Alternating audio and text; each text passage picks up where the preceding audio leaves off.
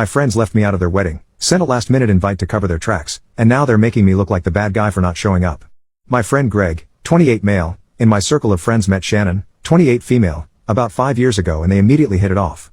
Everybody instantly fell in love with Shannon because she's friendly and really fun to hang out with. They were everybody's favorite couple and really made our hangouts much more fun. We all knew they were perfect for each other. They both made our crew that much better. The engagement was expected but much welcome news. Our friend circle was buzzing about the inevitable wedding. Then the invitations went out. You know those save the date magnets that people send out? Well, it really sucked seeing them on everybody else's fridge when I visited friends knowing I didn't get one and wasn't invited. Feeling left out really sucks. But it gets worse. I completely understand how stressful wedding planning is and I believe nobody should feel that they have to invite people they don't want to their wedding. It's their day and their ceremony and they shouldn't have to have people there who they don't want there. I didn't cause a fuss or express to anyone that I was hurt that I felt excluded from the wedding and by extension, excluded from the group. I didn't want to be looked on in an even worse way that I feel I was apparently being looked at.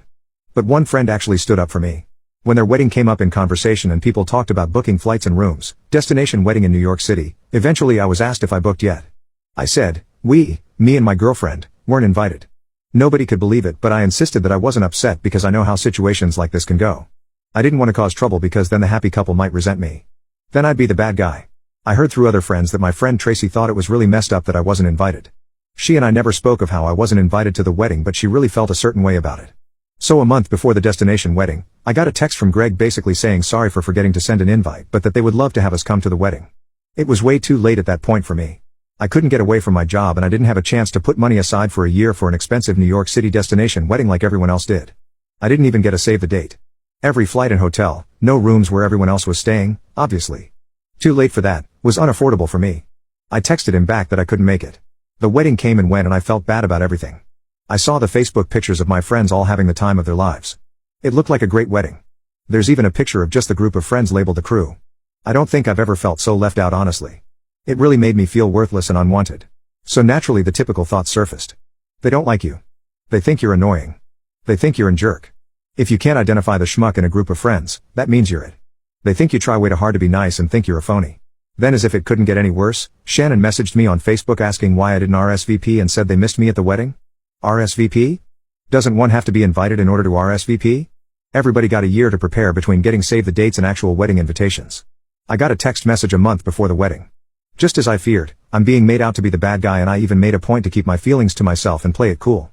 But as usual I didn't say this to her because I know how I would end up looking. I actually apologized for.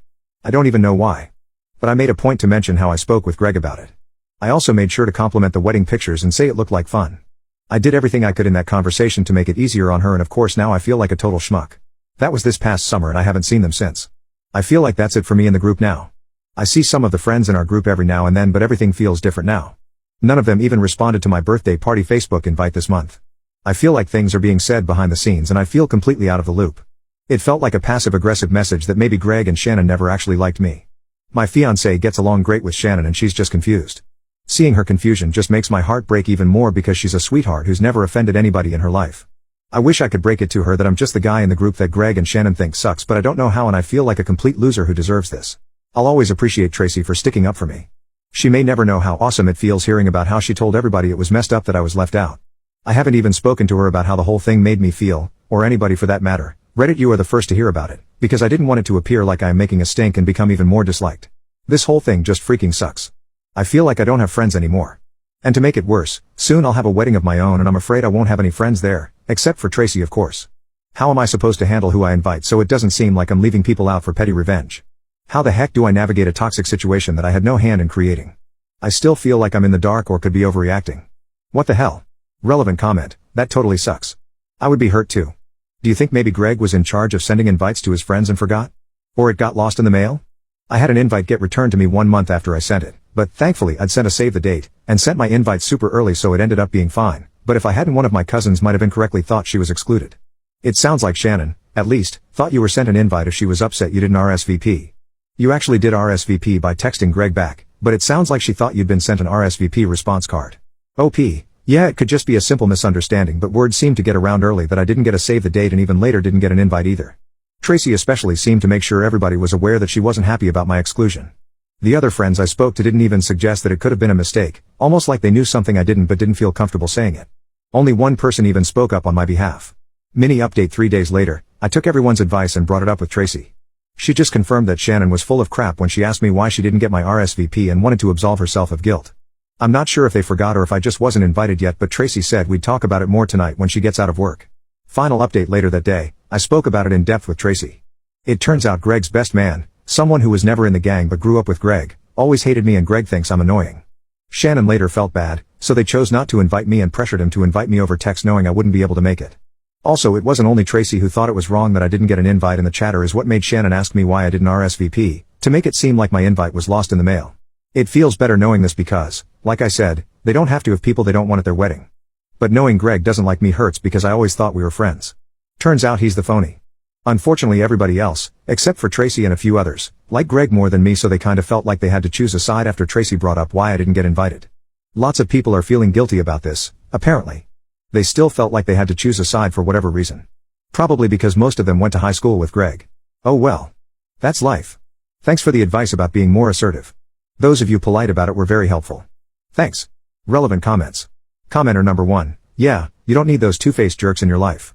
Congratulations on finding out before they borrowed money from you.